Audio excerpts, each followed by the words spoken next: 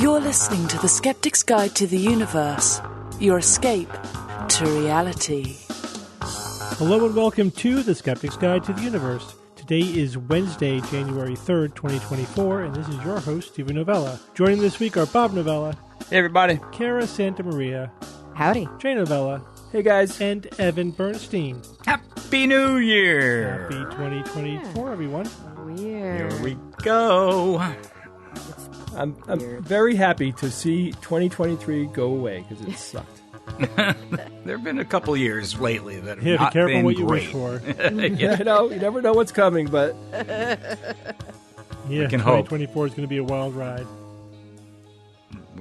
We can be hopeful though. We can be hopeful. We can always hope. Gotta be. Always can hope. Yeah, right. Doesn't mean it's going to turn out all that well. we're all doomed. All right, Bob. Psychic predictions have already started. Yeah, right. Yeah, well, this is the first episode of the year, and as our tradition, we review psychic predictions. We could jump in with that. So, does anybody have any psychics whose predictions they'd like to review for 2023? I got one guy I found that it was abysmally bad. Only one? I thought was funny, yeah. So, but before we do that, Steve, I found this awesome thing on the web. So there were people in 1924, all different kinds of people, who made 100-year predictions, and this is the year, right? So they were saying what they thought the world would be like in 100 years. So I read through all of them, and I picked two of them that I liked, and they're short. I'll just quickly tell you. It's just interesting.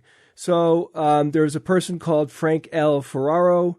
He had a clear vision of the future in 1924. He wrote a letter to the New York Daily News, and he said, "Has anyone ever stopped to think how this country will be 100 years from now?" He's talking about the United States.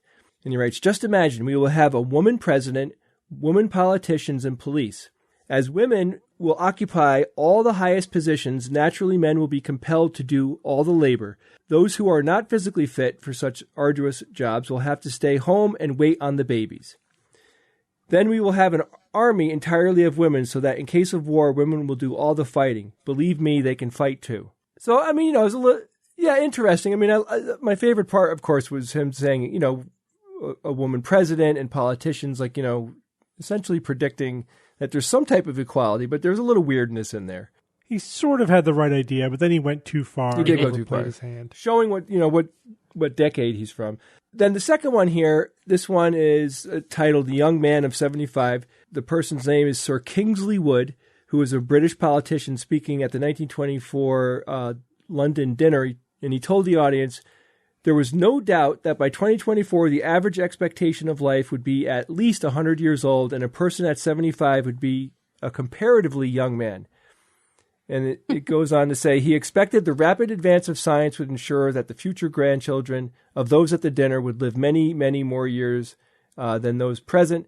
And then he declined to speculate whether that future generation would be happier than the previous ones. I mean, he was correct in predicting that life expectancy would significantly increase, just not as much as he thought. Yeah, I mean, 100, I could see someone going, 100 years, it's the round number, but we do have more people making it to 100 and as the years go down, a lot more people making it to 80 and 90 now. So he's pretty close. But he said, 75 years old would be considered a comparatively young person. Yeah, that's not so much. There. I mean, but again, with the proper lifestyle choices and everything, I mean, you could be relatively healthy at 75. So this guy I got, Steve, named John Cohen, Cohan, he is considered to be a celebrity psychic to the stars. I'm almost 100% sure that this guy lives in the UK.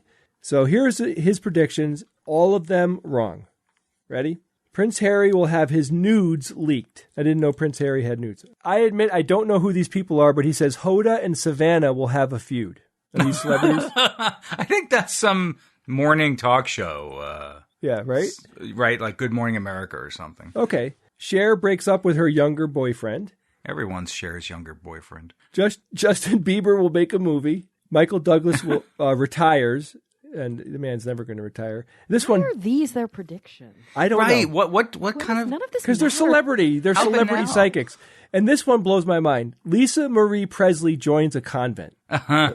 Like, when you're reading crappy predictions, and you're like, they are doing this just to be dramatic. You know what I mean? Like, hell yeah. Prince Harry will have his nudes leaked. Okay, sure. I know. Let's face it. Who cares about any of this stuff? I mean, I know it's mindless. Well, I went to the master, Nikki? Nostradamus. Oh, Yeah. Nostradamus. I did, Nikki. Go This ahead. is as interpreted by Rita Wiggle. She was in House Slytherin, by the way. And she says, all right, here's the first one. Royal Palace will be hit by a meteor. Oh my God. Well, maybe a micrometeor. It's possible. Yeah, You know, very it's tiny possible. grain. It's possible. Well, Grain. she did hedge her bet. She said this could be a metaphor. Oh, there will be a political controversy. Wow. Asterisk. All these could be metaphors. All right, number 2 is World War III will break out. That didn't There was some happen. concern. Ooh, that's a There bold has been. There prediction. continues Wait, to be. before I you mean, move you on, though, know. Steve, what do we consider World War III? Like, what are the qualifications to say this is a world war? Right, because A lot of, historically a it's lot always of countries just beat been, the shit out of each other. Yeah, but something. historically it's only been Europe. Well, World War II did involve Europe and Asia, Japan, Australia, North Africa, South America, Canada. I mean, it was a world war. Africa. World War One Yep. didn't. I mean, Japan did fight in World War One. That's true. There was and the Middle East was involved in Africa too, but mostly because of colonial powers. Right, so parts of Western Asia. All right, and the third one was the Antichrist will arrive. Oh, Ah, Hey, that could, Steve, that could be happening. We don't know. yeah, we don't know. arrived. The I Winter mean, baby. has Winter been baby. here. Well, not just arrive, will be revealed, like the Antichrist. Oh, the not revealing just, of like, the born. Antichrist. Okay. Okay. You know what's nice about some of the predictions like that? That's in their folder every year. They just whip it out like every year If not until last year. I was right finally. I went to also an OG. You guys know Baba Vanga, Sure. Vanga, the blind yeah. mystic, who died in '96. She predicted but she pre-predicted like Nostradamus did. Like, I'm going to hedge my bets and write down like the next however many years. So she predicted that in 2023, a devastating explosion at a nuclear power plant would occur that would impact Asia. I don't think that happened. Thank goodness that didn't happen. Designer babies would be grown in laboratories. Not there yet. No. And a solar we know of. storm would result in a catastrophe. Don't think that happened either. Well, I mean, they happened, but they didn't result in But there's no catastrophe. catastrophe. Yeah. That's a solid prediction. I mean, that's something that can happen, within a reasonable It time did not. frame. Sure. It just didn't. Dang, her 2024s are messed up. I'm going to hold off on them though. We'll get there. I think if you're going to play this game, if you're going to get a career of doing this, I think you can't go wrong doing what Psychic Nikki does. Yeah. Psychic Nikki in 2023, if you look at this list, she put out like 1,300 predictions. Yeah, we call that the gunshot approach. I mean, right? Scattershot, but yeah. think about it. If you're playing like a dollars and cents kind of game, or be able to go back and say, here are my hits, this is exactly what you would do. I'm not going to obviously go through all of them, but I'll give you a couple that are interesting. I like this one. A ribbon cutting event on a ship turns into tragedy when the ship sinks. So sad. You can see that. I mean, that's like out of, Family Guy or something. Where it's like, that's Right. total cartoon. Ribbon cutting event. Like, does she mean like when they break the champagne bottle against the bow to christen a ship? Maybe ribbon cutting. Yeah, that's not even what those. they do on ships. They don't ribbon cut ships. They christen them with do alcohol. they? Or do they? That's when they put them afloat, though. Do they ribbon cut when they Right. first start building it? Maybe. No, So, that wouldn't make sense. That's like the groundbreaking. You don't ribbon cut at groundbreaking. But You really, ribbon cut at can't you see the reveal. vision in mind? Here we go. Clip. Hey, everyone's cheering. Ah, now the ship's sinking. It's so stupid. The Great Wall of China is going to collapse after a large earthquake. But just like fully collapse, that thing's enormous. Or at least a part of something, right? And you still can't see it from space. Here's one. Mount Olympus could erupt due to an underwater earthquake under the Aegean Sea. Mount Olympus is not a volcanic mountain. Nikki, you use your Google foo next time. Oh, how about this one? Huge dragonflies from prehistoric times will be found in Costa Rica. Does she mean alive or like trapped in amber? She's not clear about that. Either does way, not wouldn't that be specify. great? Part of the game. How about this? A giant dog will be found in Connecticut. Yeah, Wow. Clifford the big red Yeah, dog. Clifford the big red dog. That's exactly what I felt. I mean, what kind of cracky prediction is that? A big dog will be found in Connecticut? No, a giant dog will be found in Connecticut. Terrible. That is not even inspired in any way. It's just flat out stupid. It's better than freaking Prince Harry and nudes leaked, as far as I'm concerned. At least it's something of whatever. Oh, and here's one: penguins invading cities. That's the prediction. Penguins invading cities. Wait, and this is somebody who's alive right now who wrote this prediction? I mean, yeah. like wrote it like last year? All right, and before I pass this to Bob, because this has gotten silly, here are 4 of her predictions, okay? You can see, 1,300, right? These are 4 separate predictions that she made. A spaceship will land in China. An alien ship will land. More UFO and alien sightings worldwide. And spaceship landing. So basically what you did is you took the same prediction and you just changed a word or added or subtracted something and listed it 4 times. So you could get your list. All right, so there you go, Nikki. So I came across Starseed Sandra. Oh, all right. No way, Sandra? She's a 4th-generation psychic medium. Cool. Psychic medium. He also specializes as a Reiki master and intuitive life coach. Let's see. Are some mediums not psychic? Do you need that? Is that redundant? Well, Starseed Sandra's also got some extra mojo, I guess, because she says that the energy that you will experience from the reading, just the reading, can help heal your mind, body, and soul, find clarity and understanding with a true empath. So not only does she give you, predictions and things about the future, but she will heal you while she's doing the reading. So that's a nice little bonus right there. So Starseed Sandra's whole shtick, it seems, this year for these predictions has to do with karma. She says karma has never been in full force until now, because we've only had kind of a pseudo karma. This is like the full karma. Apparently, is what's happening, and she's focusing a lot on the 1% of the world. She says the 1% that holds power over the rest of us, 99%. All that is evil, that is greed, that goes against man. They will be dealt with by the laws of karma. Karma has laws? So here's one manifestation of that: earthquakes and volcanoes and tsunamis. There'll be. She said that there's going to be more of them than usual in more isolated places, and also where the 1%, the elite, have secret houses and bunkers. Oh, so right. The earthquakes and volcanoes and tsunamis are going to focus on where the elite have their bunkers. So pretty sure there's cool. also 99% there who have fewer resources. I wonder if they're going to. Right. I wonder if they will count the devastation in Hawaii this summer as a hit for that particular. They'll count anything. They'll count remotely. that. They'll take the best that. hit for that is the orcas attacking all the yachts. I Yeah, think. what is going on with that? Good. Go get them, Orca. Yeah, these are the laws of karma, Jay. Yeah, it involves. Forget the laws of thermodynamics. That's yesterday. Yeah. We are now in the age of the laws of karma. Capital. She also said the entertainment industry will collapse. We are finally seeing the huge awakening of humanity, of the evil of this industry. It'll be a great awakening. There will be no fans. Hollywood did have a massive strike last year that put a lot of my friends they out were of kind work. of. A lot of my friends were out of work for the whole year. Yes. Yeah. Yeah, but that started in 2022. It did, but it lasted. Well, first it was the writers' strike, and then after that, and then SAG-AFTRA joined. Actually, there were multiple unions, but like the really, really big ones was writers first. And before, like after the writers kind of reconciled, SAG-AFTRA was still on strike for quite some time. They only recently have been coming to an agreement. But doesn't much of the product that come out in a year was mostly shot and edited the year before? 100%. Yeah. So we're going to see maybe a dip in some things in there's 24, like been, right? Yeah, but there's been no new 23, episodes 24. of television shows lately. Yeah.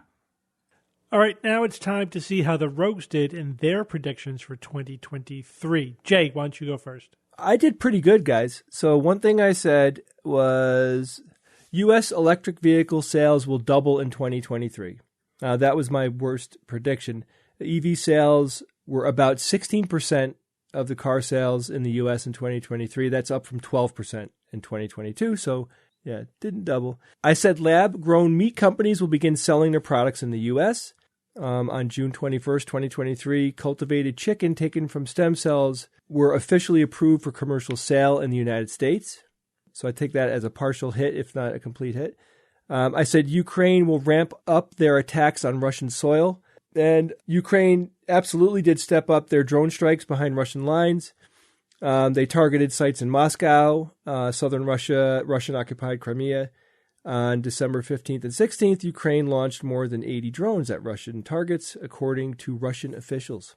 So, I think that's a hit. I said the Supreme Court in the United States will rule that affirmative action is unconstitutional. And what did take place was on June 29th, 2023, the Supreme Court of the United States said that certain race-conscious college admissions policies violate the Equal Protection Clause of the 14th Amendment. So basically, they ruled firmly that those things can't happen anymore. That was a hit.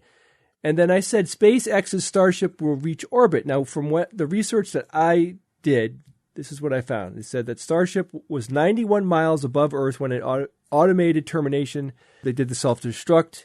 And according to SpaceX's webcast, despite the loss of both the booster and Starship, SpaceX achieved a major milestone because they did reach orbit. But was it really orbit? Well, define orbit. I define it as, being in a stable orbit around the Earth, and, it's not a complete hit, but Yeah, it didn't sound like they made it right close, yeah. So I did okay.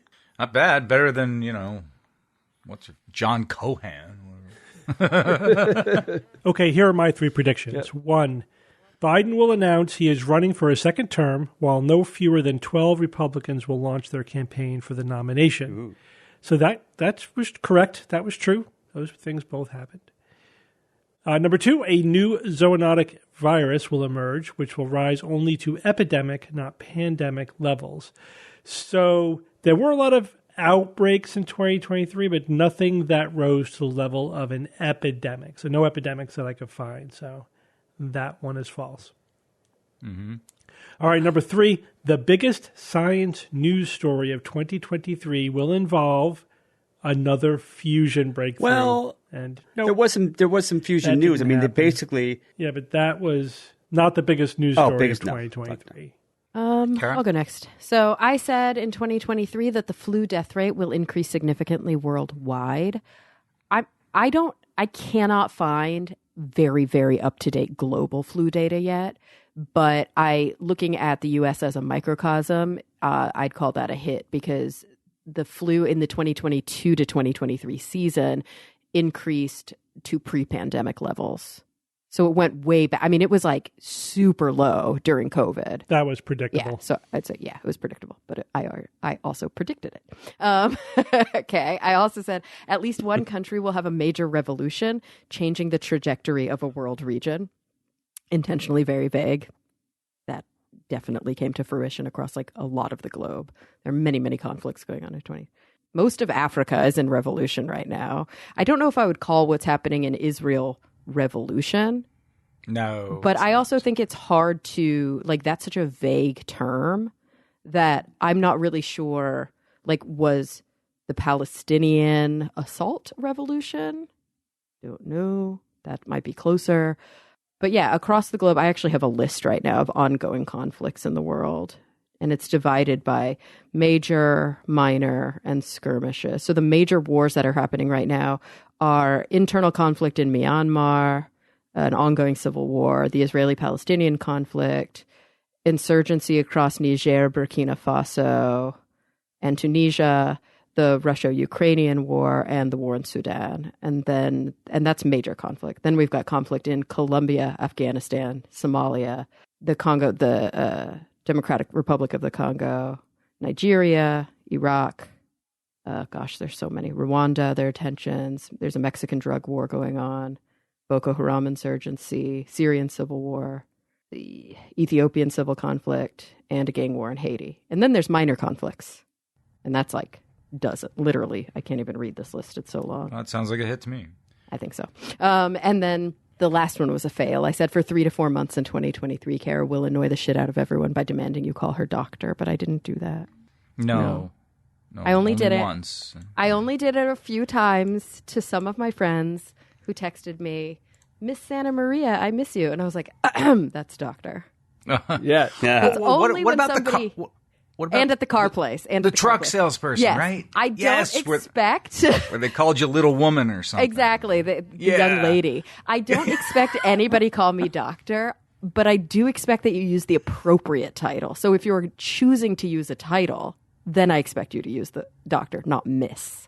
So that's the only time I will be obnoxious and correct people. I had 3 2023 predictions. The first one was take all 10 wickets. So that's a term in cricket. I know nothing about cricket. I've tried to watch some video and read some articles about cricket. I know nothing about cricket.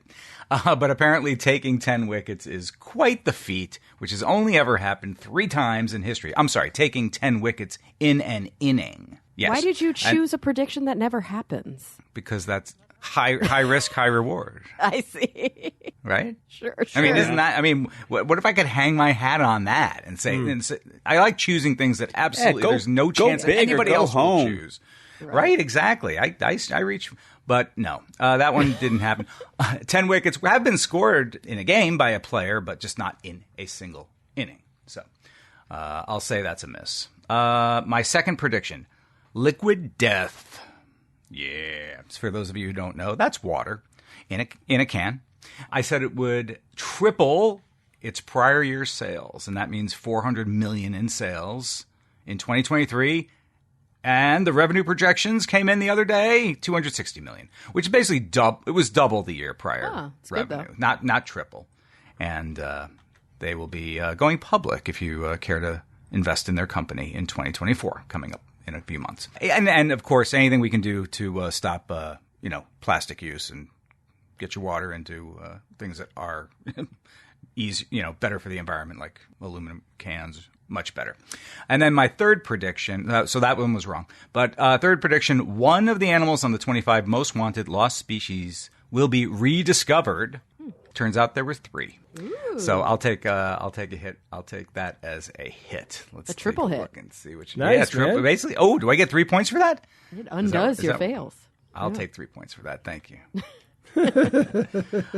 So they were. I'll read you the names.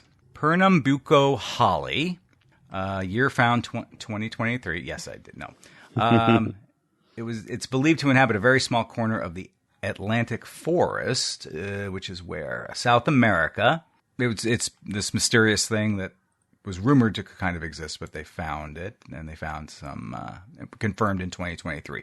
Another one was Attenborough's long-beaked echidna. Echidna, yeah. Yes. Are they monotremes? Woohoo! So that's awesome, and that's only found in Australia and New Guinea.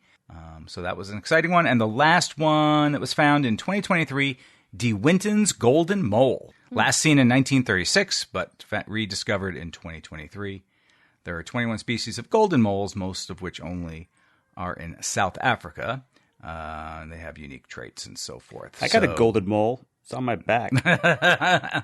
So yay! I got a triple hit on that one. All right, so I predicted that language model GPT-4 will be released later than anticipated in 2023 and will cause an AI ruckus beyond what AI art did in 2022, sparking legislation to control disruptive AI software.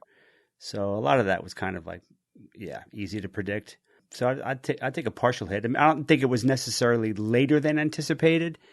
I think it wasn't. When did OpenAI release it? Was it April, March? It wasn't that late. Second prediction, Elon Musk in 2023 will update the Tesla software so the owner can't drive away until they tweet something nice about him. That's a huge hit. Definitely got that one. Okay. Number 3. No, I didn't get that one. He didn't do that, did he? Oh. So number 3, a Tunguska scale airburst will happen this year, freaking everyone out. So that didn't happen. It would have been done scientifically unless it's misinterpreted as a nuke. Then things could escalate horribly quickly. So I'm kind of glad that didn't happen. It's like a Dr. Strangelove kind of. If you have that happen near a city, people will think, for a while at least, that they were nuked. So that could be bad. If you remember the blackout in the Northeast in 2003. When it happened, there were a lot of people who jumped to a conclusion that this was a terrorist attack immediately. That was their first thought. It was, they were only 2 years removed from 9/11 2001. So I could see that happening, Bob, definitely. Oh, yeah. That's a big concern for something that's a natural event being misinterpreted as a nuke. Yeah, that would not be good. All right, so overall we did kind of average. Yeah. Not too bad, better than the Psychics. Hell yeah. All right, Jay, tell us what you got for 2024. Here we go. All right. Netanyahu will be removed as the prime minister and possibly, face massive legal troubles because of. I definitely think he's going to be out in this year, 2024 for sure. I think that how? Yeah, when's he up for re-election? I don't know. Depends it depends if the coalition calls for it, right? All right, my next one. The Tesla Cybertruck will have horrible sales and end production. Wow. Now, it's very likely that Musk won't end production because, this was supposed to be his project. I don't know if you know much about this, but the Tesla truck is his personal project that he was heavily involved in. But, the reviews are horrible, sales are horrible, and is this a $1 billion company? I'm not even sure. What's it called? Is the it a Cybertruck model name? It's just called Cybertruck? Yeah. You said that it would have horrible sales and end production, but I heard horrible sales and production. That there would be production problems. I think it's very likely that they will end the production of the car because the sales are miserable. They'll shut it down. I believe that the movie Godzilla -1 will win an Oscar. Oh, nice. And gee. For what? Well, if I get totally specific, I don't think I don't think that the Academy would give that picture Best Picture because of the history of the Academy and what they award as Best Picture. Genre movies don't get the big award. Yeah, sound effects, visual design. Yeah, I think it'll get potentially get a lot of nods though. Would you say a non-technical Oscar? Like acting and stuff like that? Acting, directing, screenplay. There's 30 technical ones, right? I mean, what? Nothing bad's going to happen to me if I say yes. Sure, Steve. Some actor in that movie will win some type of Oscar. Wow. I'm not going to stand firmly behind that one, but I think it's, it's possible. Was it contemporary or was it based in the 50s? It was in the 40s. Post-war. Okay. Yeah. My last one, Ukrainian President Zelensky will win the Nobel Peace Prize. I could see it. All right, here are my three. Ready? Number 1, a health scare will cause Biden to drop out of the presidential race, causing the Democrats to scramble for a replacement. Oh, my God, Steve. Wow, that's big, man. That's major. That's major. You started with that one? Yeah, that was my going for I can't wait to hear the other prediction. Two. All right, here we go. Number 2. The total solar eclipse in April will be only the second most interesting astronomical event of 2024. Okay. Number 3, we got these. I made these before I got your submissions, guys, so this one is a repeat of someone else's. 2024 will be the warmest year on record. Yeah, come on, this is too easy. Shocker. So I did a fourth one. Number 4, a new CRISPR-based drug will get regulatory approval in 2024. I think that's very likely. Yeah. Well, and that will be the first one? There was one in 2023. This will be a second one. Yeah, that's right. I had one good one this year. Yep. Yeah. All right. 2024 will be the hottest year on record. It's also going to be sissy. Okay. A new COVID surge will occur early in 2024. I'm not feeling well. 100% that's already happening. Pretty much. Carrie, you learned from the other psychics how to kind of you just kind of pull the late 23 and over the line. Yeah. More than 15 species will go extinct in 2024. Yeah, that's probably good. Yeah, probably. All right, 2024 predictions are as follows. The Summer Olympics in France. France will suffer a major blackout during the Olympics, causing massive delays in events. Wow, that's specific. Pretty specific, yeah. I try to come up with ones that no one else will. Number 2. In 2023, IBM developed a quantum processor chip which consists of more than 1,000 qubits. By the end of 2024, a company will announce the development of a 10,000 qubit processor chip. Yeah, but what's the error correction like? Well... That's the meat. We will know in about 362 days, Bob. All right. Number 3, commercial real estate foreclosures in the United States will exceed 10%, and 8% is the forecast going into the year. I think it will outpace it. That's it. All right. My first one is a weather prediction. April 8th, 2024 will absolutely be overcast over much of, if not all of Texas. Oh, stop it. Yep, that's my prediction. Why, Bob, these are predictions, not curses. That's a different episode. I'm just rolling with the Bob curses. Rolling. Thanks. Spreading. I'm using history to predict the future. You're a vector. Tried and true method. You're a contagion. Number 2, OpenAI will release ChatGPT 5 in 2024, which will be sapient enough to realize it doesn't want anything to do with us and will leave the Earth to uplift the microbes currently under the ice on Europa. Of all the predictions, I want that one to be the truth. Yeah, you sure you don't want to add to that, Bob? No, I'm quite sure. That's my prediction for OpenAI. What, you want me to go silly, Jay? 3, the moon will be hit by a large asteroid visible from Earth, greatly enhancing our efforts to track and detect and deal with near-Earth asteroids and comets. Yeah, except it's going to happen on April 8th, in which no one will see it because it's cloudy. Thanks, Bob. Okay, we're going to do a little bit of a new thing as well. We're each going to make a prediction for science in 2024. Oh, okay. I've got one of these. Here we go. A private company will successfully mine an asteroid, leading to all sorts of regulatory nightmares and questions about who owns space. Well, I mean, nightmares for everybody except the legal profession. To them, it'll be a new frontier, literally. I mean, is there time for that to even happen? Yeah. There is a launch scheduled this year, isn't there? Wouldn't that, huh? Isn't there a launch scheduled by a private mining company? Yeah. Aren't they going to an asteroid? Yeah. I have no idea what whoops. you're talking about. Pay no attention to that person behind the curtain. Steve, you'll edit that out, right? Wink, wink, nod, nod. All right, my prediction is also a space one. The Artemis 2 mission this year will be a success, returning people to the vicinity of the moon for the first time in almost 50 years. And that's why you predicted the eclipse to be the second biggest. Yeah, these two predictions may be related. I see.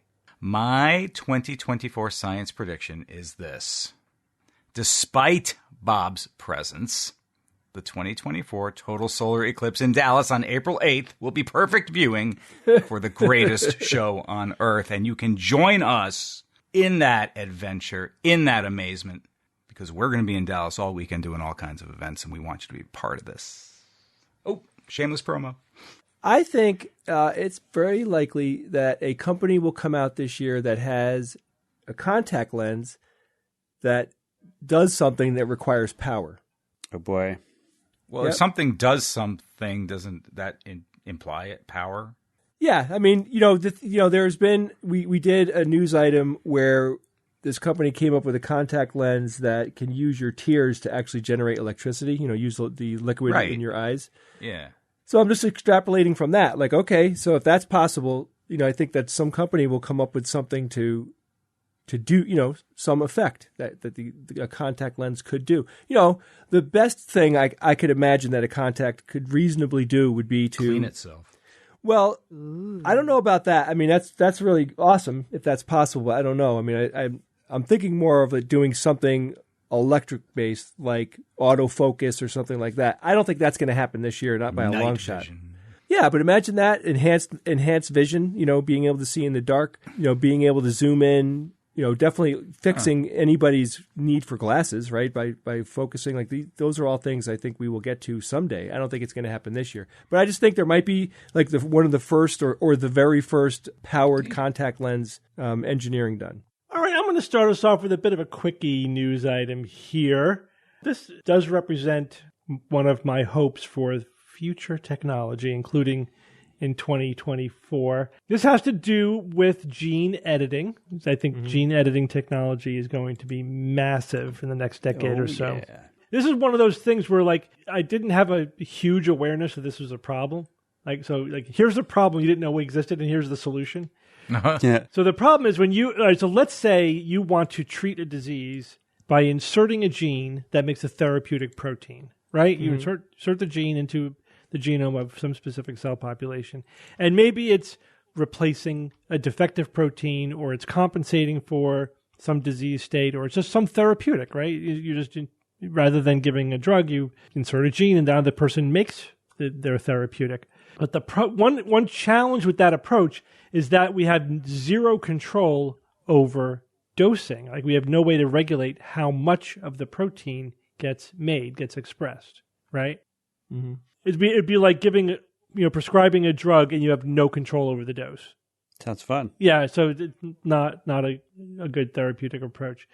That's one of those application issues. Like we talk about these sort of proof of concept, like the technology works, but until you deal with all of the logistical and technical issues around a specific application, you don't have a full product. So anyway, a study was published this week that, showing, again, a proof of concept for an approach that gives us pretty total control over the dosing of a therapeutic protein made by an inserted gene. So this is what they do.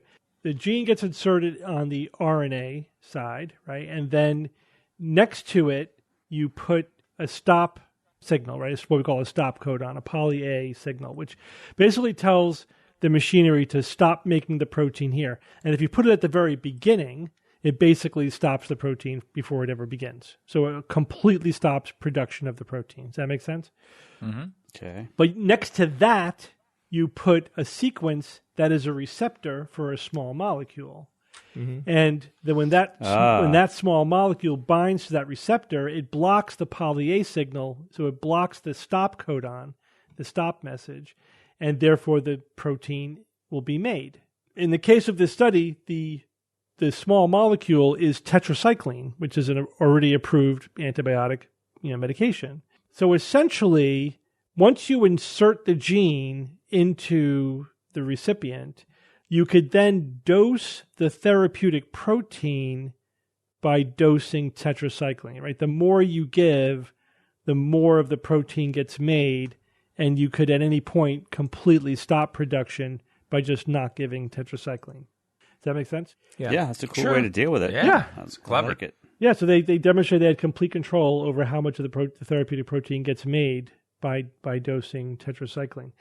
I was also thinking that this would be a good Jurassic Park fix, right? If we ever, if we ever genetically engineered a creature that we didn't want to get out there into the wild, they could be completely dependent. This is like the amino acid fix that they had, but in this case, it's like, if you don't take this drug, you won't make this life, necessary protein, and you'll die, within days of not getting the drug, which is releasing the production of some protein that you need to survive, like hemoglobin or something. But anyway, it's just amazing the level of control we are getting over genetics, because it basically is the digital code of life, and now that we know that code and we could alter that code and we could mess with it, it's like we're just programming living things. What about the philosophical nature finds a way argument? Yeah, I'm sort of only semi-kidding about the Jurassic Park thing, but because, a spontaneous mutation can occur, right?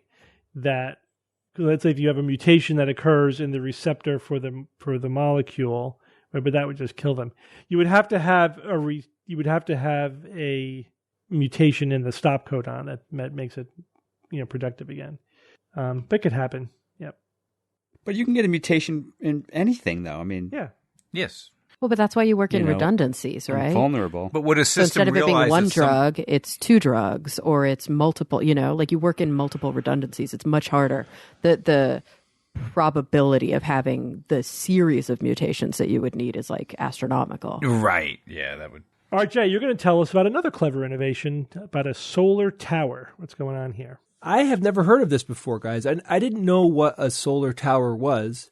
And when I saw imagery of it, I didn't recognize it, so it completely didn't hit my radar. So this is pretty cool. So the original idea goes back to 1903, and the basic concept is you have a tubular tower, right?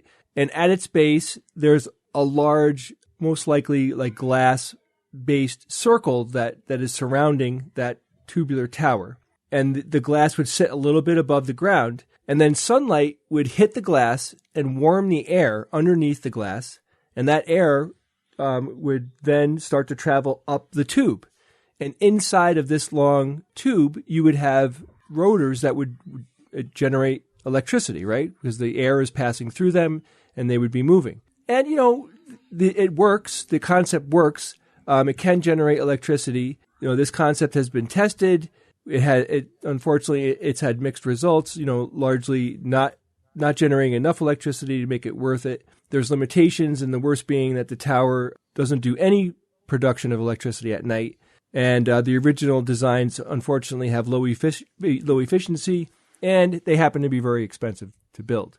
So researchers from universities in Jordan and Qatar have published a new design in the journal Energy Reports.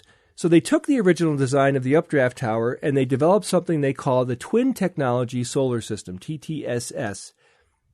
This new design that they came up with, so it improves the original concept and it makes the tower generate electricity 24 hours a day.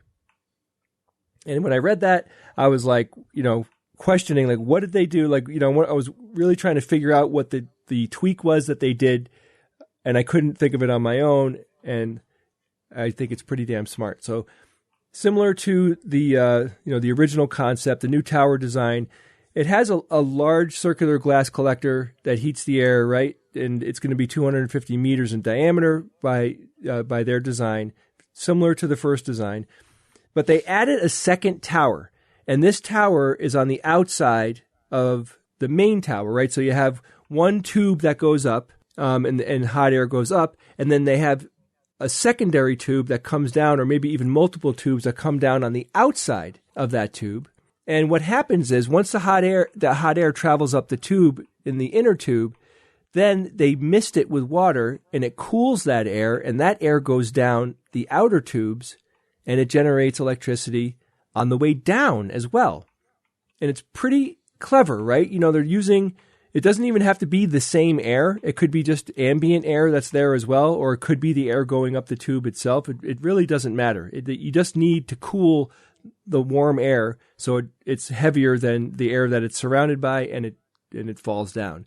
Now, the downdraft air, again, will be directed through smaller channels, and these will have turbines, and this new design generates electricity both ways as the air flows. The outer tower works best right around noontime when ambient temperatures are typically high and the humidity is low, and the outer tower also doesn't rely on sun to generate electricity, which is fantastic. The new design can produce 2.14 times the power of the standard solar tower designs that I discussed, and this is in part due to the fact that it can generate energy, like I said, at any time of the day, and it doesn't even matter what the ambient air temperature is. They just need to be able to change the temperature of the air by misting it in order for it to create energy at nighttime. The external tower also works best in the afternoon due to the changing air temperatures that are just inherently there. And the performance varies depending on the season and relative humidity, of course. Now, they're saying this design is absolutely suited for hot, dry climates. It really won't work in humid climates. It's not even worth building. If you can't generate the downdraft, it's not even worth building. Also, the system needs water, right? So, as it's one of the first things I thought of. And how is the water being pumped up to the top and all that stuff? I mean, I'm sure that they've calculated all of that and still figured that the net gain is 2.14. But still, there's some hurdles that they need to overcome because, this obviously is not a finished design and they're still testing it. So they're saying, this should be deployed in dry climates. It seems like, deserts are very good. Lots of places in Africa would work very well for this. Now they have simulations of their design, and they show that it could generate 753 megawatts an hour of energy annually, with 350 megawatts from the upward draft and 400 megawatts from the downward draft. And I'm very surprised to see that the downward draft actually creates more energy than the upward. It's counterintuitive to me for some reason. They are now also working on ways to scale up the technology so it can produce more energy. This could include size changes, right, to just make it bigger. So, this might not happen. It's speculative, but it does, it is interesting if you think about it. This thing could be just sitting there on its own, very little maintenance, very small number of moving parts. I don't know. I couldn't find any estimates on how much it would cost, how long it would take to build. But it is viable, and it is something that could generate electricity 24 hours a day. So if this thing does work, we might see these. We might see these in the right places. Steve, how you were saying like force pump hydro and all that, same kind of thing. You can't do this everywhere. It would go where it can go. Right. Which is fine. There's other limitations. We can't put solar panels anywhere we want. We can't put wind collection anywhere we want. We have to pick and choose. So this would be another option. And again, I like to see companies working on this and researchers working on these types of things because it's exactly what we need to be doing, right? We need to be focusing on getting away from fossil fuels, and this could be one of the pathways to doing that. Yeah. It's, I don't think it's going to be the kind of technology that's going to like revolutionize energy production, but there might be some niche locations or applications where it is a good option. Every little bit, it helps. I think it's probably going to come down to cost effectiveness, I totally agree. Yeah, I don't know what materials they'd need to build it out of. If they could build it out of solid platinum. Well, but think about it. If they could use like materials that are local, like sand that's local and things like that, if it can be built out of concrete instead of like a polymer or whatever, I don't know the details because they just simply were not in the abstract. But again, I'd like to see 20 of inventions like this come out and, get funding and pull it all the way to the end, see if it's viable because we need it. We need to start developing these technologies and we need to start deploying them now. Okay. Thank you, Jay. Kara, this is an interesting item looking at the potential association, a potential association with Alzheimer's disease. Tell us about this. Yeah, and this isn't really a new association, but we're starting to see that it's gaining more awareness, partially because it's being replicated. A study that was published last year in Neuron called Virus Exposure and Neurodegenerative Disease Risk Across National Biobanks looked at exactly what the title implies. It looked at different viral exposures and different neurodegenerative diseases.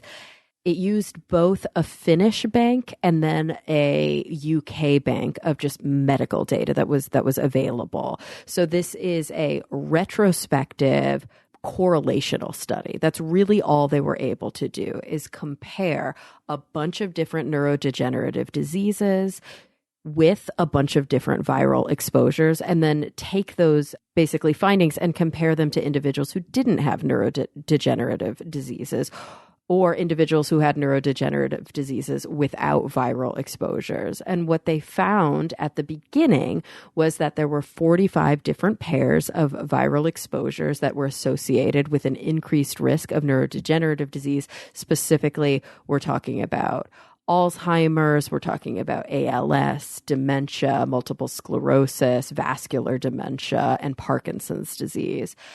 After they found those 45 sort of relationships, right, that there seemed to be an increase in risk factors for neurodegenerative diseases as associated with previous viral exposures, they then looked at a second database. So they started with the Finnish database, then they looked at the UK database. In total, they looked at, I think, about 500,000 individuals. And there they found that 22 of them were replicated. And they found that some associations were stronger than others. The strongest association was actually for Alzheimer's disease.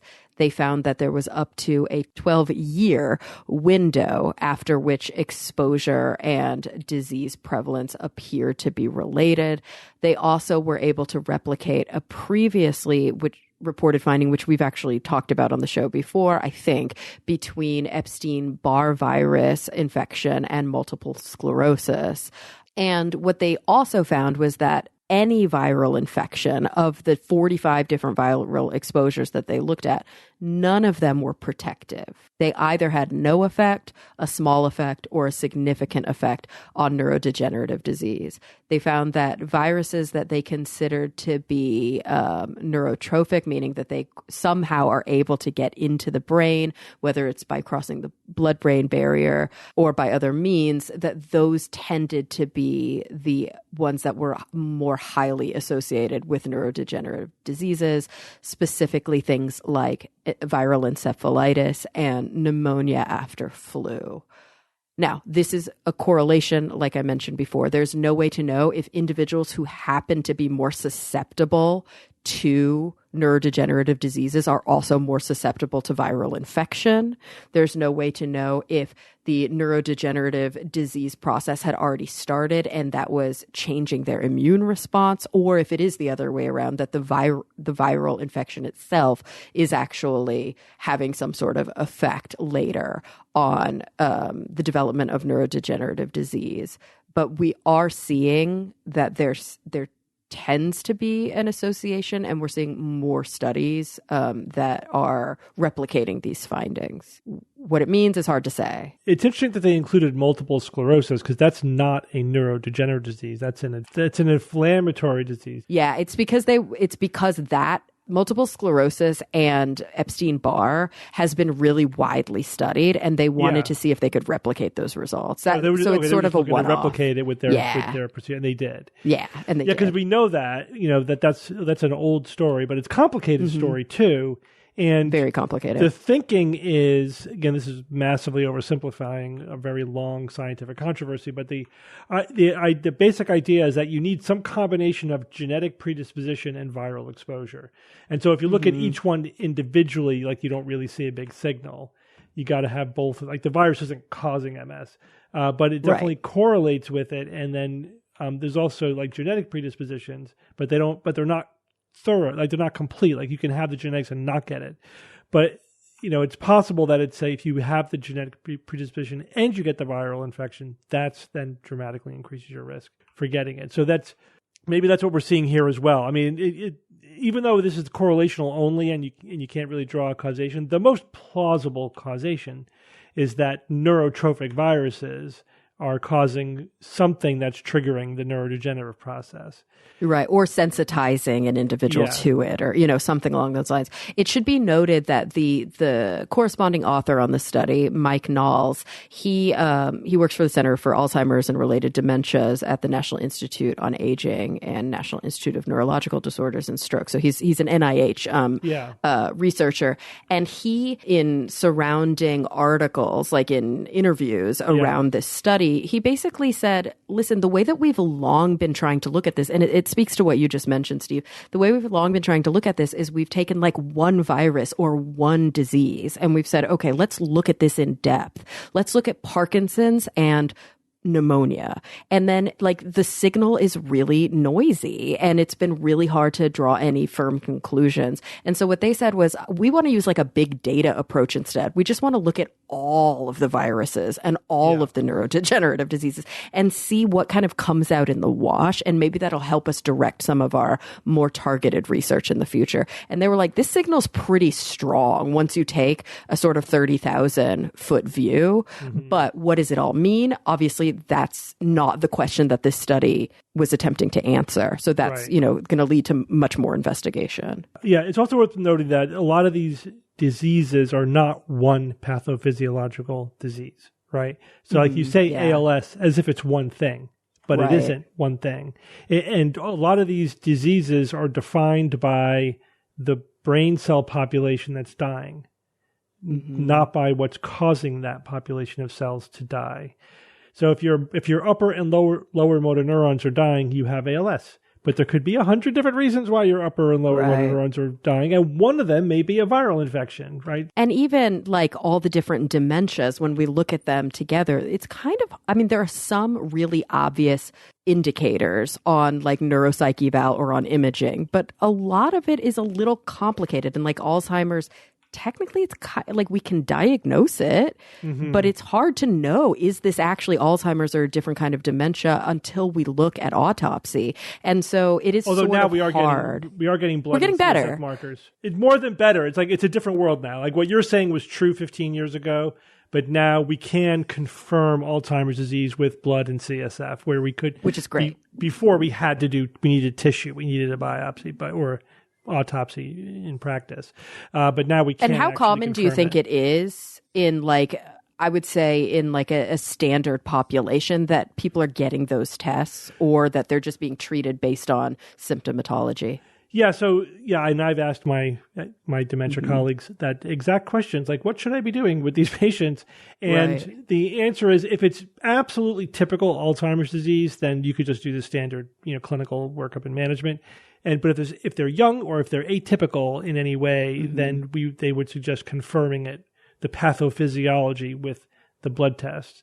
Now that there are, the 3 drugs that we could treat it with, there's a big question. It's all in flux now, because then, the question is, do we need the blood test to know who's going to respond to these treatments and who should be getting these treatments? I mean, you can't give every single person who has dementia one of these monoclonal antibody drugs. Right. It has to be early in the disease. And, there's a lot of details now. So it's all very complicated. But in a good way, because we know a lot more about it. We have a lot more options. It's simple when you can't do anything. You know what I mean? Like, of course. So, and the complexity is welcome. But we're in that maximally. It also gets simple when you absolutely know what the cause is, right? But we're in that middle stage where we know a lot pathophysiologically. And we have a lot of markers, and we don't know everything. And it's even and know sometimes all there's the not a different lot we types, can do. all the different subtypes, and so. Yeah, we're at the stage of, I think, maximal complexity. And it's hard because most of the treatments are lifestyle behavioral, and there are some medications that can, and as we've talked about before, I remember you making a firm distinction, so I don't want to trip over my words here, but that can slow down. Do they actually slow down the disease process or just the symptoms from getting worse? The older treatments are just symptomatic. They don't slow down the process. They don't prevent anything from getting worse. They just make your brain function a little bit better while you're taking the medication.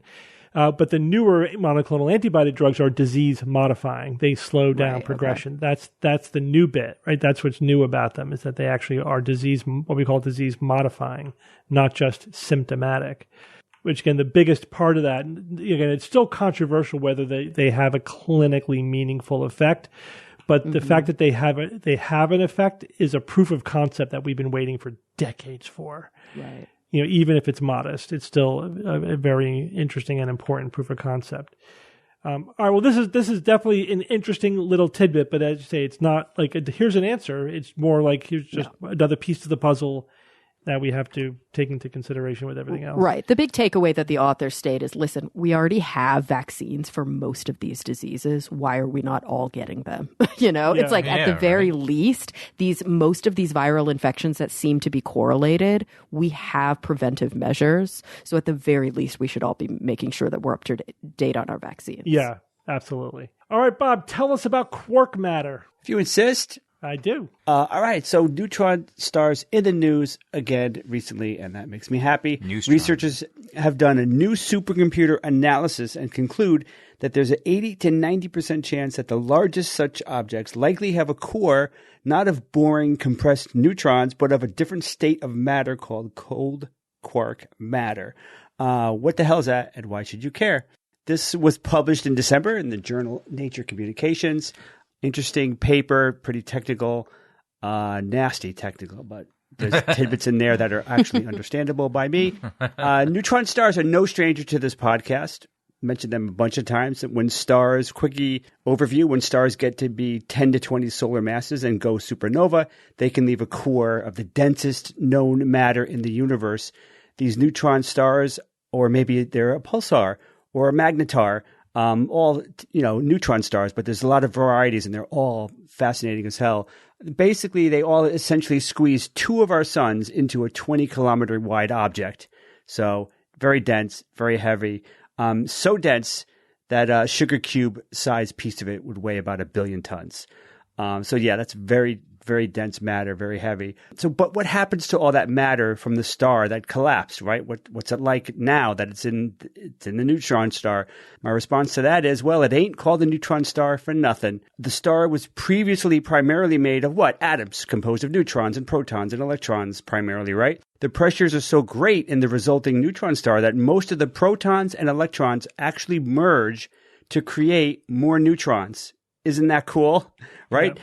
So, but the very core of that thing might be something extra special. And it's been debated for many, many years. And some theories predict, I think it's quantum chromodynamics, predicts that the inner core could become a new state of matter called cold quark matter. In this state of matter, the quarks are no longer in the prison of hadrons like neutrons and protons, right?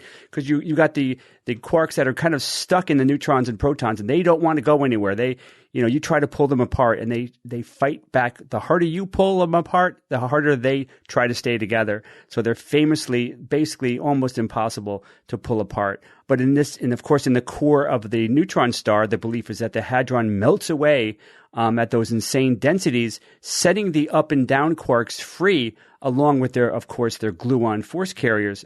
So the scientists call this deconfined quark matter, deconfined, because they're breaking out of the neutron and proton collections, which no longer have any meaning at the core, if this is true. So this is what I love about this, is that this is completely different than all the states of matter that we commonly deal with on a day-to-day, right? Solids, liquids, gases, even plasmas like the sun, they're all different states of matter, right? But they're still made of nuclear matter. This isn't nuclear matter at all. This is cold quark matter. So it's completely different than these other ones that we've all heard of. So the thing is, though, how do you test this idea? How do you can't get to the closest neutron star. It's 400 light years away. We're not going to be getting there anytime soon. You're not going to be taking any samples, but we can use science. Right? So what these researchers did, I think for the first time in regards to this question, is they combined our neutron star observations, right? The astrophysical observations that we've made of them for decades. We combined that with supercomputers and Bayesian inference. Steve, you talked about Bayesian statistics a couple of times on the show.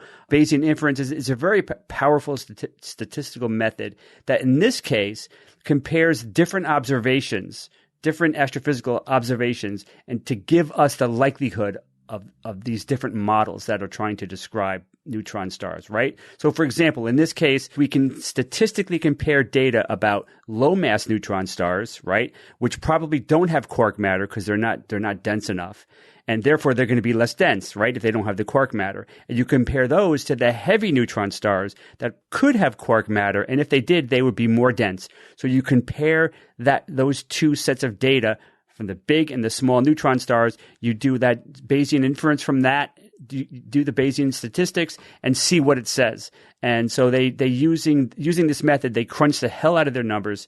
One of their team members, Jonas Hervoven, said, he's a University of Helsinki graduate student. He said, we had to use millions of CPU hours, of supercomputer time to be able to compare our theoretical predictions to observations and to constrain the likelihood of quark matter cores.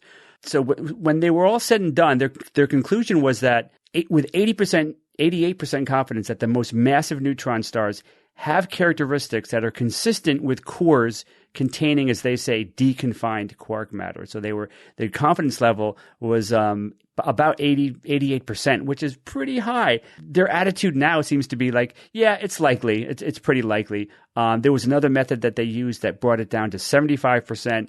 But this new method that they devised was up to 88%. So it seems very likely at this point that a different state of matter exists in the cores of the biggest neutron stars.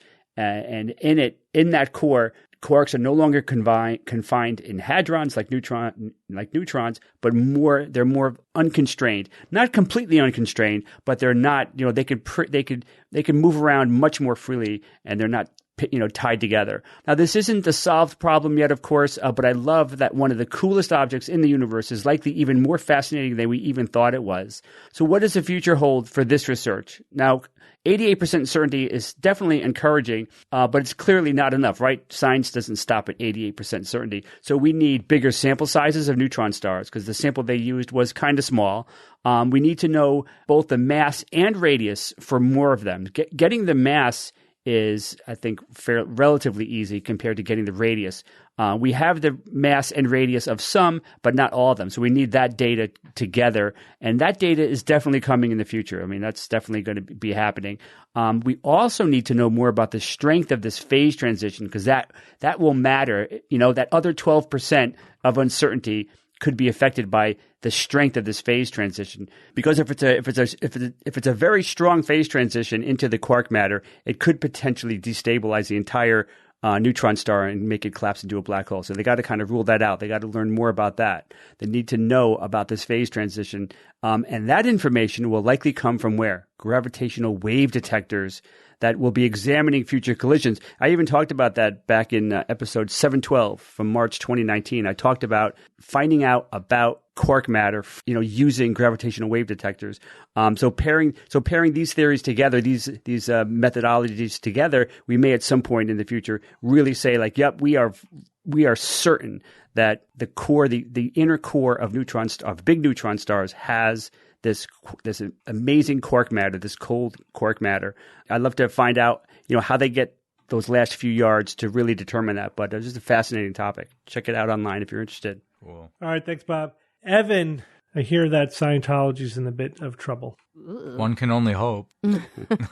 Because it seems like, I don't know, whenever Scientology comes up in our discussions, there's a certain disappointment that we're left with, for whatever the latest news addresses. I suppose that's because the Church of Scientology always, I don't know, seems to get away with it, whatever they wind up being accused of. But that's not strictly the case. They have been brought to court for various crimes, and courts and juries have ruled against them, yet they still march on. They're unfettered, they're unabated, and they're still a cultural stain on societies around the world. I think for those who are only hearing maybe the word Scientology for the first time right here, maybe, Scientology, it's a cult. It was founded by L. Ron Hubbard in the 1950s. He was basically a science fiction author who parlayed his writing successes into a belief system. Dianetics, that's perhaps his most well-known book. It's a set of pseudoscientific ideas and practices that relate to the relationship between the mind and the body. As you see, because the humans are actually immortal, we're spiritual beings, but we have a residency in a physical body. We have innumerable past lives, some of which preceding the arrival of us to Earth. We are, in effect, extraterrestrial creatures. So that's basically what it boils down to. Now, what solidifies the system as a cult, I think, is the way they treat their followers. This organization, it's wide. It includes a lot of smaller organizations and business interests and investments. They've got their hands spread out in a lot of areas. But the organization leadership and various managers and officers over the years have been accused of, well, here's a list: theft, fraud, extortion, coercion, defamation, libel, forgery, invasion of privacy, practicing medicine without licenses, taking advantage of mentally incapacitated people, breach of public trust, battery, obstruction of justice, negligence, infliction of emotional distress, false imprisonment, torture, and wrongful death. And that is not even a comprehensive list.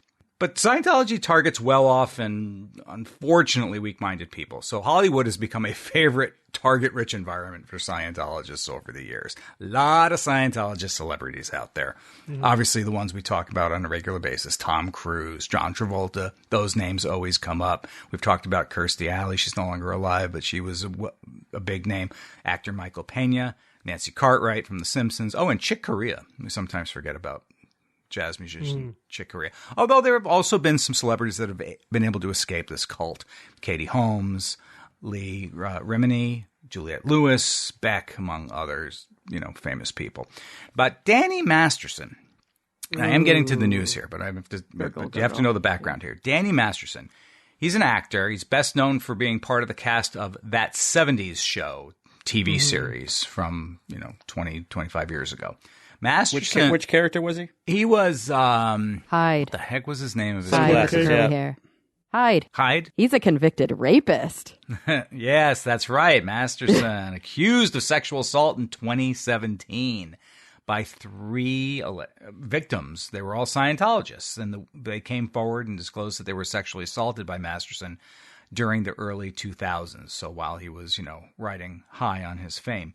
Now, the three women claim that the Church of Scientology also pressured them not to contact authorities about these claims or the rapes that occurred. Church of Scientology has denied that they pressure their victims in any capacity. Later, a 4th woman accused Masterson of raping her, also in the early 2000s. And in 2019, the 4 accusers, they sued Masterson and the Church of Scientology. They accused Masterson and the church of engaging in stalking, physical invasion of privacy, and a conspiracy to obstruct justice, among other allegations, claiming that they and their families were harassed in an effort to silence them. So this is relevant to the news item this week. But for the timeline's sake, that was back in 2019. That's when the lawsuit was brought. But since then, June 2020, the Los Angeles Police Department detectives brought up 3 charges of rape, so official criminal charges. Mm-hmm. Masterson pled not guilty in 2021. In May of 2023, he was convicted on 2 counts of rape, and in September of 2023, he was sentenced to 30 years to life in prison, which is where he is now. That is a massive prison sentence. Not saying that he doesn't deserve it or what he did, but just think about that. Yep. I mean, why would somebody who has that level of fame and probably money, right, because he was on an incredibly popular TV show for a long time, it doesn't make think any... he would get caught. Well, but I don't know. I just don't comprehend how... Why did Cosby do it? You're trying to apply a rational filter to it, Jay.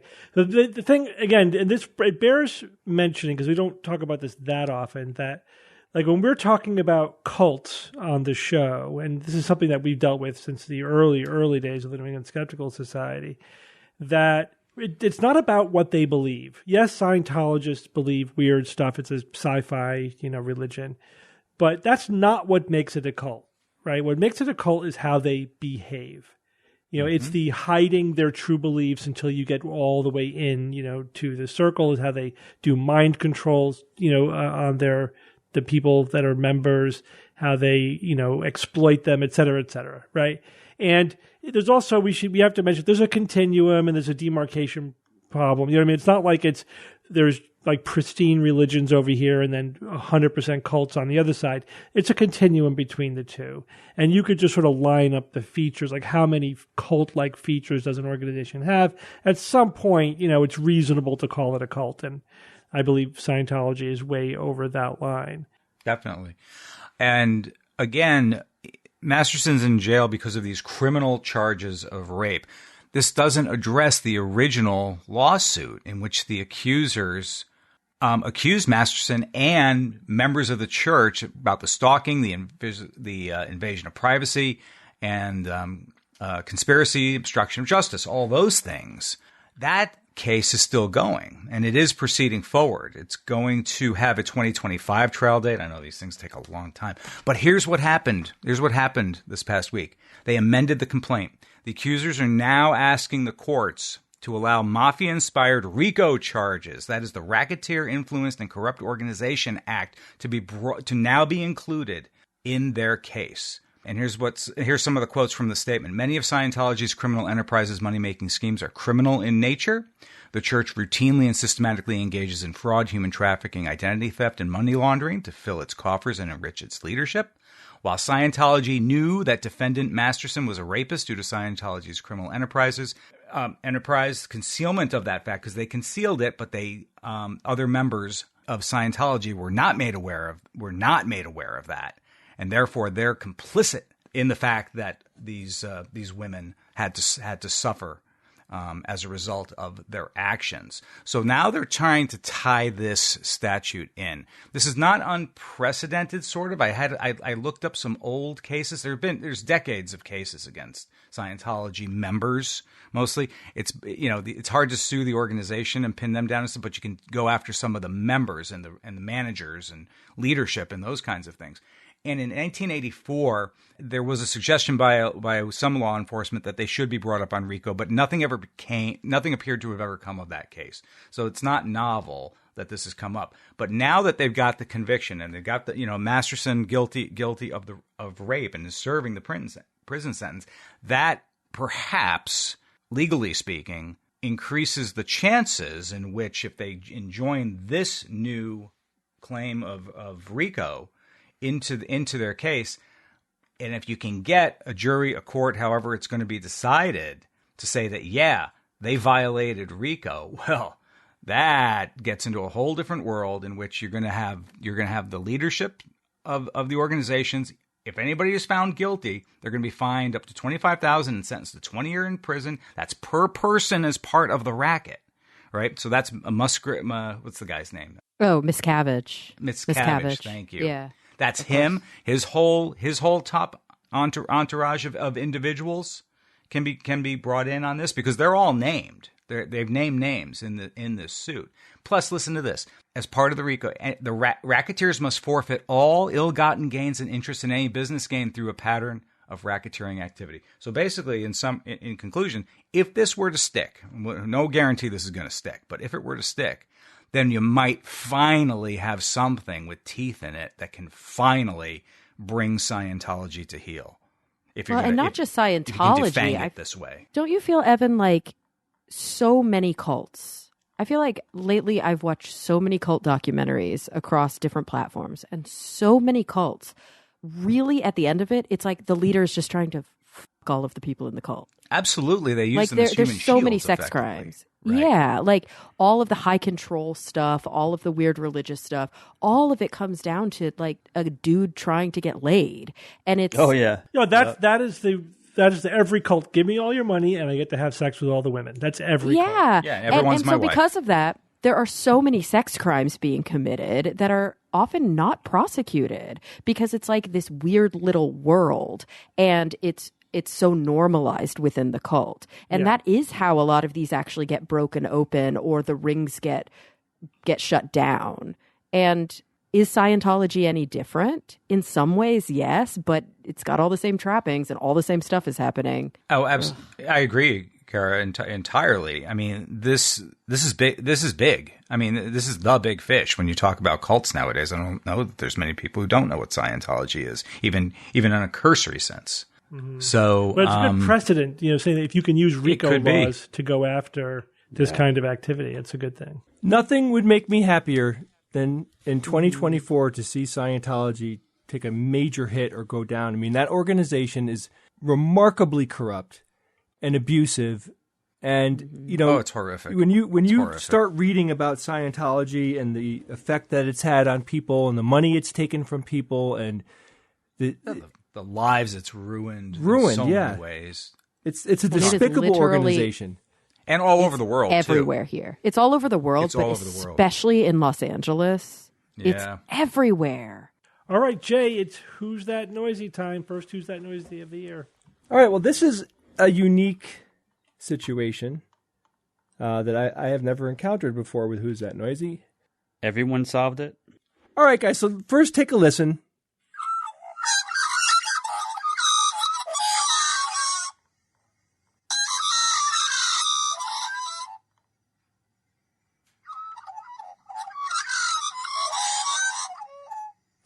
All right, so, I accepted this noisy. I liked it because I thought it could be easily misinterpreted as a lot of other things. It has like a kind of like a computer sound to it, and I'm going through all these hoops that I do when I'm trying to pick what noisy I'm going to use for that week, and I'm doing it deliberately because I want it to be interesting. I want it to be a little bit difficult, and I want there to be some provocative element about it, so we all maybe learn something, right? So I picked that one.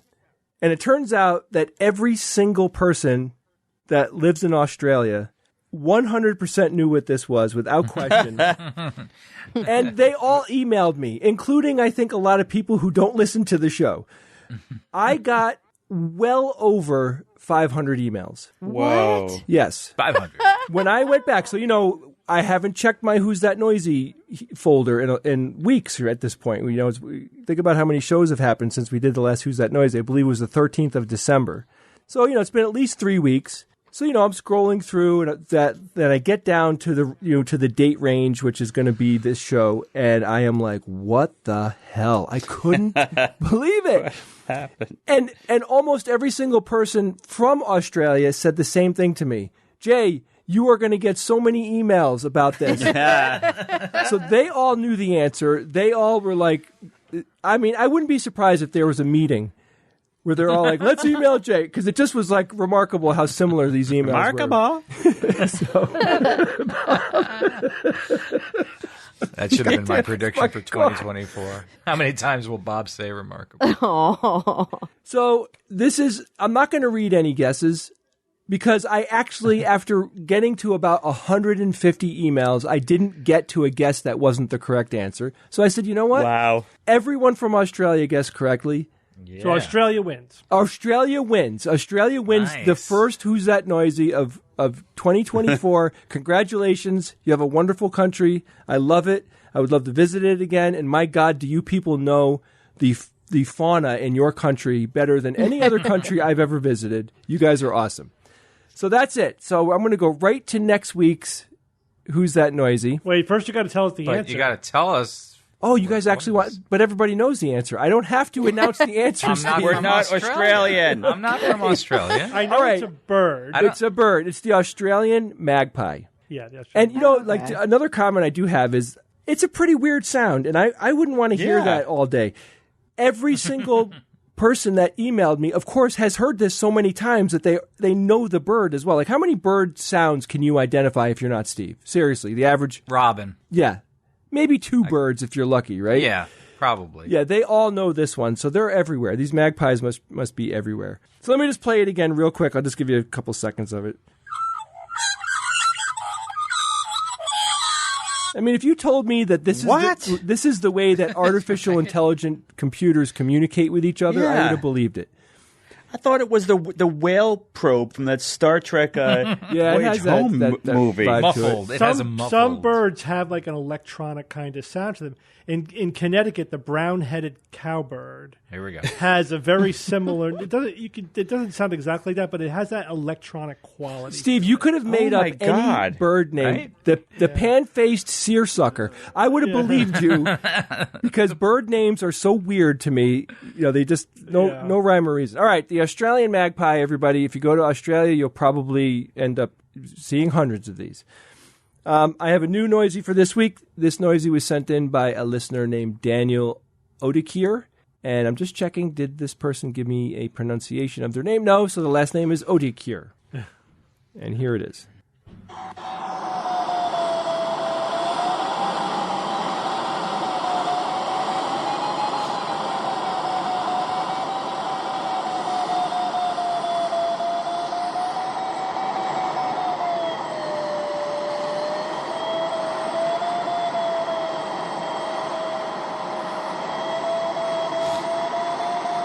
Just want to make sure everybody knows this is not an Australian magpie. This is something completely different. Guys, if you think you know what this week's noisy is, or you heard something cool, please email me at wtn@theskepticsguide.org. All right, so we have a few things going on. First and foremost, we have a wonderful series of events coming up in April of this year. So on April 6th, we will be doing a live Skeptical Extravaganza. This is our stage show. This is a combination of two things. One, it's like a comedy improv that George runs where, we don't know what's coming at us. We don't know what the questions are he's going to ask. We don't know what puzzles he's going to throw at us. So it is live and it is all improv. But we also have a backbone of science and skeptical information that we give the audience throughout the show. And we basically are teaching you about how you can't trust your mind's perception of reality. It's a lot of fun. We will be doing this show in Dallas. If you want information on that show, you can go to theskepticsguide.org. There are two buttons on the homepage now. One of them is for the extravaganza, and the second one is for a show that we're doing on Sunday, the 7th, and this is a private SGU recording. We call this version of the show Private Show Plus because it's a private show and extra time, at least an hour, where we'll be doing other things with the audience. I will say right now that Evan and I are working on a secret project that once we have it 100% confirmed, we will tell you about it. It has to do with the private show. It's very likely that this will be a very special private show this year. So if you want, no matter what, it will be unique and special, but there might be some extra layer in there that we haven't had before. Yeah, I'm telling you right now that ticket sales are going very, very well. We might expand the size, but that's a big deal, which I'm sure you could figure out, why, because more people means more space, and that, it's a lot of work involved there. So buy your tickets now if you're interested. And also, guys, thank you so much, all the patrons who supported us in the past year or the years prior. Thank you so much for your support. I mean, it means the world to us because we get to do the work that we're doing here together. For those of you who have been listening to the show for a long time. Like, you know what our goals are. Essentially we want to help educate as many people as possible on critical thinking, on, being media savvy, being able to navigate through all the misinformation that's out there. We also kind of like to think of our first book as, it's a good book to help you learn how to use your brain, right? So it helps you think in a very scientifically mannered way.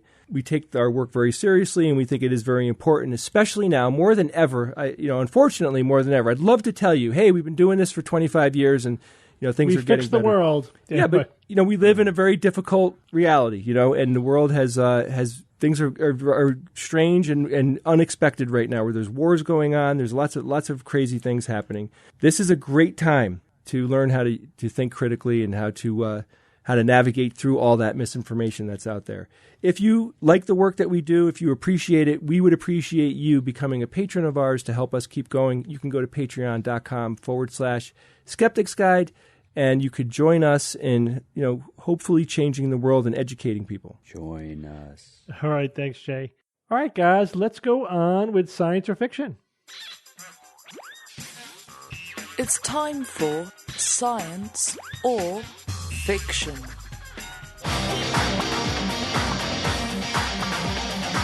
Each week, I come up with 3 science news items or facts, 2 real and 1 fake.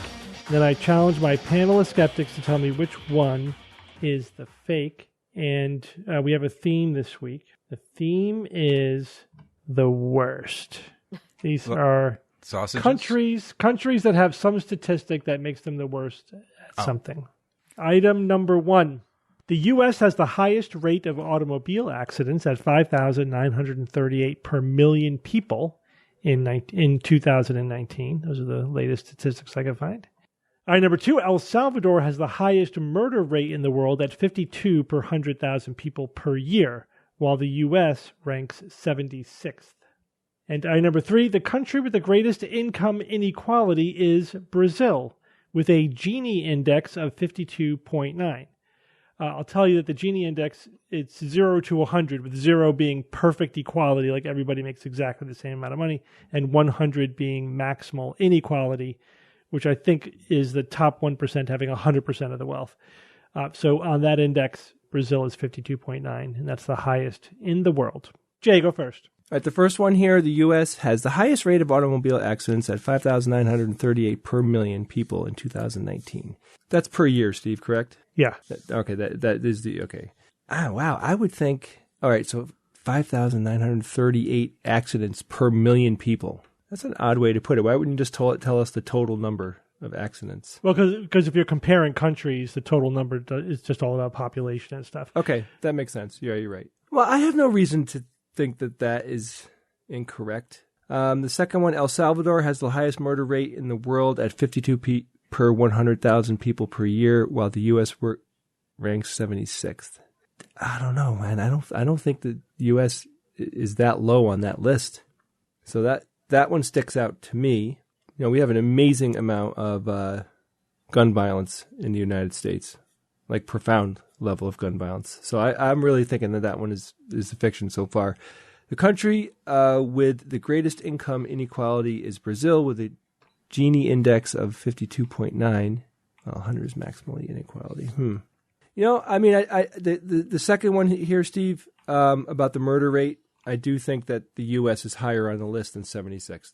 Okay. Evan?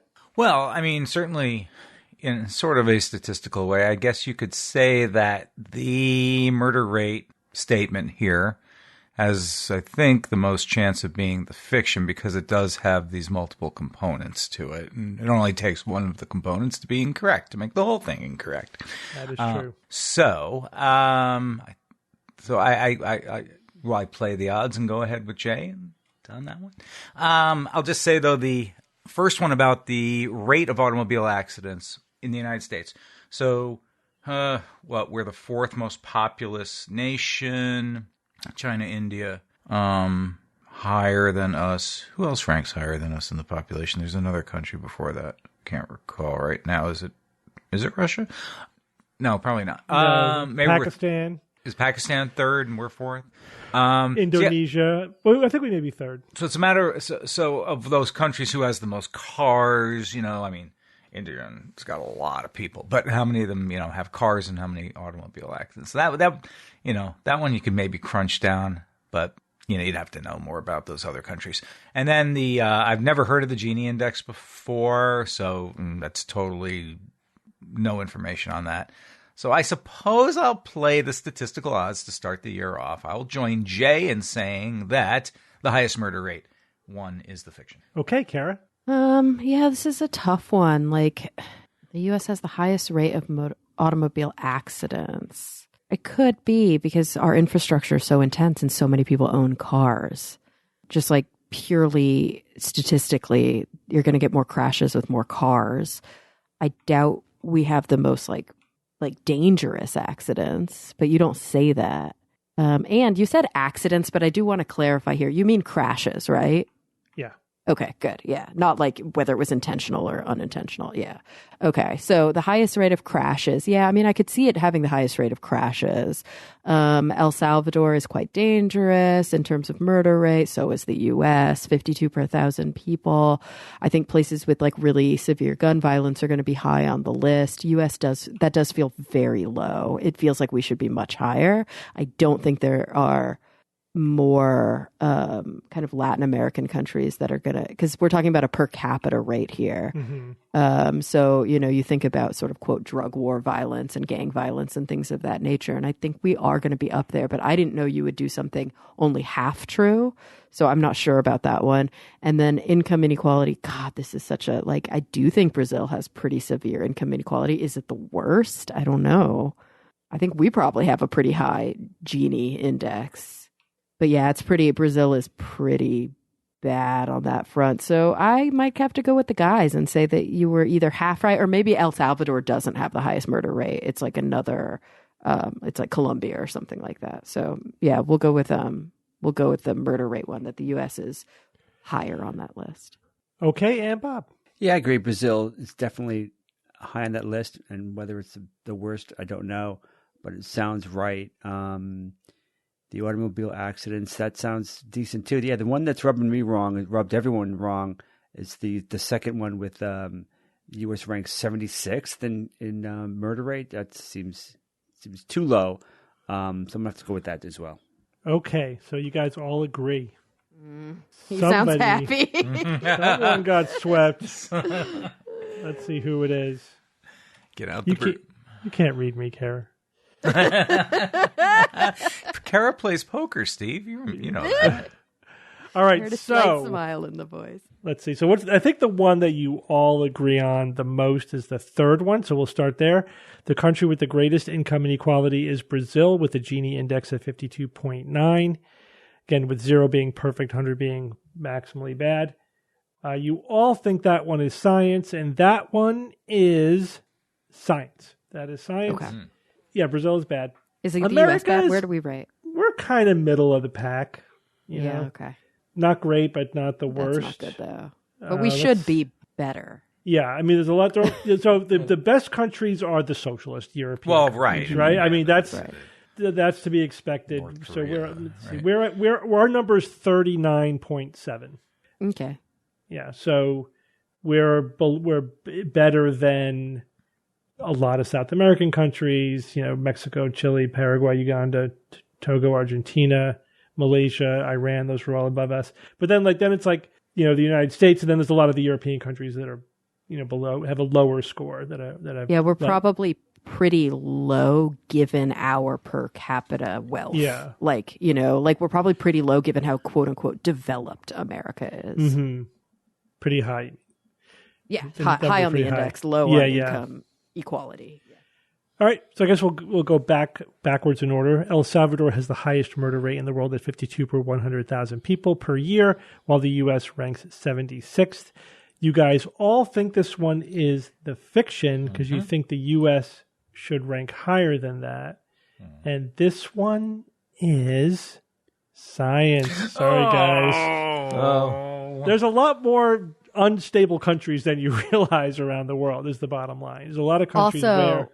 I'm realizing, Steve, that our gun deaths are not always murders.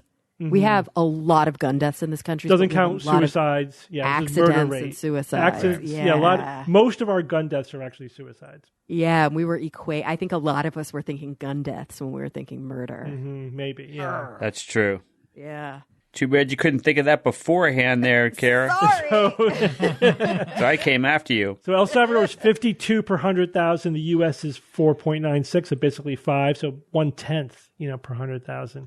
So it's pretty down there. That's typical for there's a lot of countries sort of in that range. But of course, there's a lot of countries that have a much lower rate. Australia's 0.89. Wow. For example. So the bottom of the list. So there's a few that have 0. I guess they had no murders recently, like San Marino, Monaco. Very small things. Japan. Micronations. Japan is the country like the country with millions of people, like the major country that is the lowest at 0.26. Very small. Yeah. Norway is very low, 0.47. And you could get guns in Japan. Last I looked into this, you can get guns in Japan, but it's a process. It's not easy, but you can get them. So this means that the U.S. has the highest rate of automobile accidents at 5,938 per million people in 2019 is the fiction. Why? So that number's accurate, but that's not the highest. There's a country that has more than twice the rate that we do. India or China? Nope. No, really good props to anybody who guesses this. I will say Belarus. Vatican City. You have to think about driving culture, like the way the highways are in this country. Germany? Germany? Autobahn? So Germany is a great guess because Germany is second behind the United States, or it would be, in terms of total accidents, it's third behind this other country and the United States per capita. I know it. It's Jamaica. No. Because we got into a cab where the driver was smoking a Bob Marley and driving and passing around corners. Yeah, well, that's what you do. You pass after you smoke. So you said think about driving culture. Monaco? Is it like places? I don't know. I'm trying to think of places where people... Micronation. They love driving fast in Liechtenstein. Great. And Andorra. I bet you that is a statistical anomaly because there's like 12 people in Liechtenstein. No. Micronation. So 13,200 per million compared to, How many? Are there a million 6. people in Liechtenstein? No, there are only 39,039 people in Liechtenstein. So in order to do the per million statistic, you have to times the population by, what is that? 30? But they all drive, apparently. Poorly. You got the kids. But Germany was pretty close behind us at 3,600. So we're second? In terms of per million. We were number one in terms of total accidents, but that's partly because of we have a big population. We have a big population of drivers, and we drive a lot. Literally that word, rate. It's the rate. word rate, the highest rate of automobile accident. Per million, I said because otherwise it's just all about population. That's why I didn't want to just do it that way. But the U.S., it's not just with the U.S. It isn't just about population. It's also about the density of cars is very high in the U.S. The percentage of the population that owns and drives cars on a regular basis, and also just the infrastructure. We are a driving centric country. But Germany is kind of an anomaly. I don't know if that's because of the Autobahn or like there's also just a very high driving population kind of country. Yeah, are they a big public transportation country? I don't know. I don't know. No. Maybe that has to do with geography. Maybe not. All right. Sorry to start the year off with a sweep. But no, you're not. You're not sorry. You're loving it. You're going to be happy for a week. But that was a good practice round. We can really start counting next week. Yeah, absolutely. All right, Evan, give us a quote. Civility is hard to codify or legislate, but you know it when you see it. It's possible to disagree without being disagreeable. The late Sandra Day O'Connor, former United States Supreme Court Justice, passed away late in 2023. Yep. And so I wanted a little, in a way, perhaps a little optimism for 2024. It's possible to disagree without being disagreeable. So let's all practice that a little bit as part of our resolutions or whatever it is you've got going on in 2024. Keep it in the back of your mind. Yeah, tell that to the internet. I do think, because there's a whole internet balls phenomenon, right? Of course. Where people do, I think, there's social distance, and the greater the perceived social distance, the more free people are to be assholes, basically. That's right. So I think we're living in a world, now where we're interacting with a lot of people in a context where they're just going to be nastier. So I do think it's important to remember a few things. Like, one is you should always behave as if you were like in the room with that person. That's a good way. Yep, that's a good thing. I think another good rule of thumb is to remember that even though it's really hard to think this sometimes, we have a lot more in common with people than differences. Mm-hmm. And whenever you actually get to know somebody, even though they may absolutely represent for you like the epitome of sort of the opposite worldview from you, ideologically, politically, everything. When you get to know them, you realize, they're just a regular person with the same kind of likes and dislikes, that regular people have, and you know what I mean. And, then the temptation is to think, they're an exception. It's like, no, they're really not an exception. Yeah, you may have this meaningful ideological difference. Sure, I'm not trying to minimize that, but we tend to forget that doesn't mean they're not a person, and they don't. They could, despite that, still be a good person. Right. And we're not going to get anywhere if we treat everybody terribly. That actually just reinforces their negative stereotypes about you, right? Agreed. But It's hard. It is very hard, man. It's hard. It takes practice. It takes effort. Mm-hmm. No, it does. But I've had good experiences though, like going into the lion's den, like skeptically speaking, right? Like I've given a talk as the only skeptic at a homeopathy conference. You guys, that's right.